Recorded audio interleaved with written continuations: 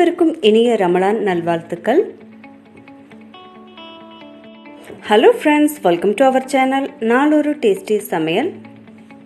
எல்லாரும் எப்படி இருக்கீங்க ஃப்ரெண்ட்ஸ்? இன்னைக்கு நம்ம சேனலில் ஒரு ஸ்பெஷல் மெனு தாங்க. கிளி மீனில் நம்ம இன்னைக்கு ஒரு சுக்கா செய்ய போகிறோங்க. எப்படி செய்யுதுன்னு பார்க்கலாம் வாங்க.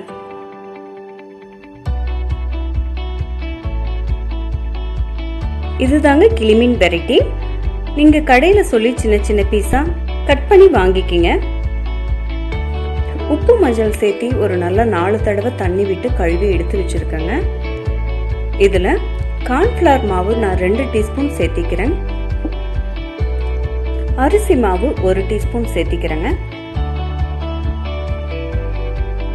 1/2 டீஸ்பூன் மஞ்சத்தூள் சேர்த்திக்கலாங்க. இதில்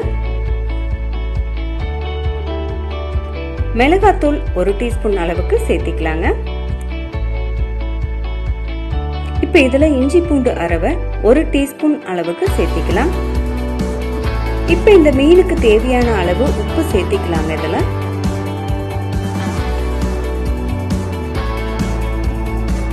எல்லாம் ஒன்னா சேர்த்து நல்லா கலந்து விட்டுக்கலாங்க. எல்லா மசாலாவும் அந்த மீன்ல பிடிக்கிற மாதிரி நல்லா பெசரி விட்டுக்கலாம்.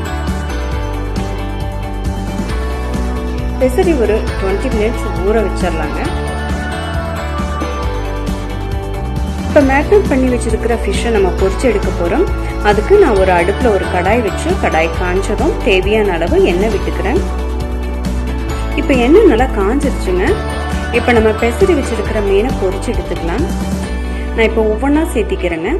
ஏன்னா மொத்தமாக ஒரே இதுவாக சேர்த்த வேண்டாம், நீங்கள் தனித்தனியாக எடுத்து போட்டுக்கோங்க. கொஞ்சம் மீன் வந்ததும் திருப்பி போட்டுக்கலாங்க. ஓகே, ஃபிஷ் வெந்துருச்சுங்க. நான் இன்னொரு சைடு திருப்பி போட்டுக்கிறேன். இந்த ஃபிஷ்ஷோட மூக்கு பார்த்தீங்கன்னா கிளியோட அமைப்பு மாதிரி இருக்கும். அதனால தான் கிளி மீன் இதுக்கு பேர் வந்திருக்குங்க. இதில் முள்ளு கம்மிங்க. ஆக்சுவலாக சுக்காவுக்கு நீங்கள் முள்ளு கம்மி இருக்கிற மீனாக வாங்கிக்கிங்க. ஓகே, ஃபிஷ் நல்லா வெந்துருச்சுங்க. நான் எடுத்து வச்சுக்கிறேன். ரொம்ப ஃப்ரை ஆகணும், ரொம்ப ரோஸ்ட் ஆகணும் அப்படிங்கிறது இல்லைங்க. ஒரு சேலோ ஃப்ரை ஆனாவே போதும். இதை தனியாக எடுத்து வச்சுக்கலாம்.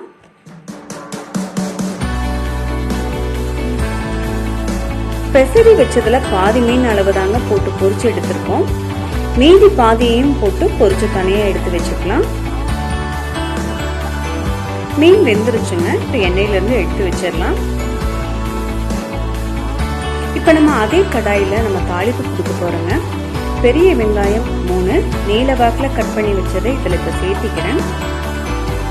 நம்ம பொரிச்ச எண்ணெயில வந்து பாதி அளவு எண்ணெய் தான் நான் எடுத்திருக்கேன். இதுல மீதியை நான் தனியா எடுத்து வச்சுட்டேன். வெங்காயம் பொன்னிறமா ஆகிற வரைக்கும் வறுத்துக்கலாங்க.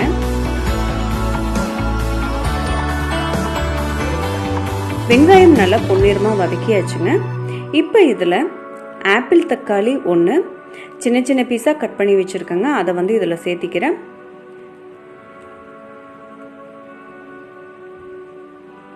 நல்லா ஸ்மேஷ் ஆகிற வரைக்கும் நல்லா வதக்கிக்கலாங்க. இப்போ அடுப்பு சிம்மில் வச்சுட்டுங்க ஒரு மசாலா பொருளாக சேர்த்திக்கலாம். முதல்ல மஞ்சத்தூள் 1/2 டீஸ்பூன், மிளகாத்தூள் 1/2 டீஸ்பூன், மிளகுத்தூள் 1 teaspoon, 1/2 teaspoon garam masala powder, 1 teaspoon அளவுக்கு மல்லித்தூள், 1 டீஸ்பூன் இஞ்சி பூண்டு அரவை சேர்த்திக்கலாங்க. இப்போ இந்த மசாலாவுக்கு தேவையான அளவு உப்பு இதில் சேர்த்திக்கலாங்க. எல்லா மசாலா பொருளையும் சேர்த்து நல்லா கிளறி விட்டுக்கலாங்க. இப்போ நம்ம பொரிச்சு வச்சிருக்கிற மீனோட அளவு பார்த்தீங்கன்னா 1/2 கிலோ. அதுக்கு இந்த அளவுக்கான பொருள்கள் சரியா இருக்கும்.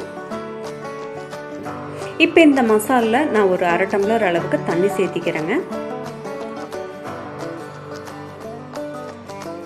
தண்ணி சேர்த்து கொஞ்சம் நல்லா கிளறி விட்டுக்கலாங்க. இப்போ இந்த மசாலா நான் கருவேப்பிலை போட்டு கிளறிக்கிறேங்க. இப்போ பொரிச்சு வச்சிருக்கிற மீன் துண்டுகளை இந்த மசாலாவோட சேர்த்திக்கலாம். இந்த ஃபிஷ் பார்த்தீங்கன்னா நல்லா வந்து சாஃப்டாக வெந்து வந்திருக்குங்க. அதனால வந்து நான் ரொம்ப கரண்டி போட்டு கிளறி விடலைங்க. மசாலாலாம் கலக்கிற மாதிரி நான் வந்து மெதுவாக தான் கிளறி விட்டேன். இந்த ஃபிஷ் பார்த்தீங்கன்னா இந்த ஃபிஷ் சுக்காவுக்கு ரொம்பவுமே நல்லா டேஸ்ட்டாக இருந்துச்சுங்க. கண்டிப்பாக உங்கள் வீட்டில் நீங்கள் இந்த ரெசிபியை ட்ரை பண்ணி பாருங்கள்.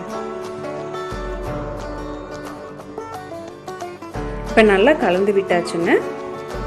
இப்போ இந்த வெரைட்டி மீனில் தான் சுக்கா செய்யணும்னு இல்லைங்க, அதிக முள் இல்லாத எந்த மீனுனாலும் எடுத்துக்கோங்க. ஃபைனலி ஃபிஷ் சுக்கா ரெடி ஆகிடுச்சுங்க. சர்வ் பண்ணுறதுக்காக ஒரு பவுலில் மாற்றி வச்சுக்கிறேன். ரமலான் பண்டிகை கொண்டாடுற விதமாக நான் இன்றைக்கி ஃபிஷ் சுக்கா எங்கள் வீட்டில் நான் செஞ்சுருக்கேங்க. நம்ம சேனலில் பார்த்தீங்கன்னா நம்ம 100 சப்ஸ்கிரைபர் ரீச் பண்ணியிருக்கோம். ஸோ சப்ஸ்கிரைப் பண்ண எல்லாத்துக்குமே ரொம்ப ரொம்ப தேங்க்ஸுங்க. இந்த ரெசிபியை நீங்கள் உங்கள் வீட்டில் செஞ்சு பாருங்கள். எப்படி இருக்குன்னு கமெண்ட்ஸில் சொல்லுங்கள். உங்களை நான் மற்றொரு டேஸ்டியான சமையலோடு சந்திக்கிறேன். அது வரைக்கும் பாய் ஃப்ரெண்ட்ஸ். இந்த வீடியோ உங்களுக்கு பிடிச்சிருந்ததுன்னா லைக் பண்ணுங்கள், ஷேர் பண்ணுங்கள். நம்ம சேனலில் முதல் தடவை பார்க்குறீங்களா, சப்ஸ்கிரைப் பண்ணுங்கள், பெல் சிம்பலை ப்ரெஸ் பண்ண மறக்காதீங்க.